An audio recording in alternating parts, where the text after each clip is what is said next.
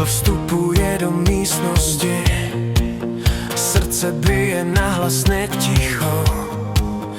Každý krok je výraz, každý pohled chce říct víc než slova.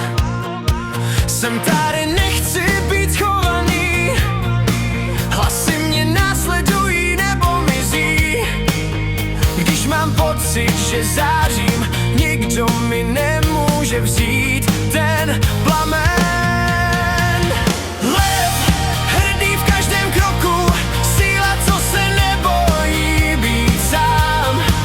Když se svět dívá, čeká, já ukážu, co je můj plán. Lev, hlas oproudí ven, energie, co nechce stát. Když zazní smích a hudba, já jsem ten, kdo ji rozžehne zas. Nemusím být první, ale cítím, že každý moment je můj. A i když se někdy ztrácím, srdce ví,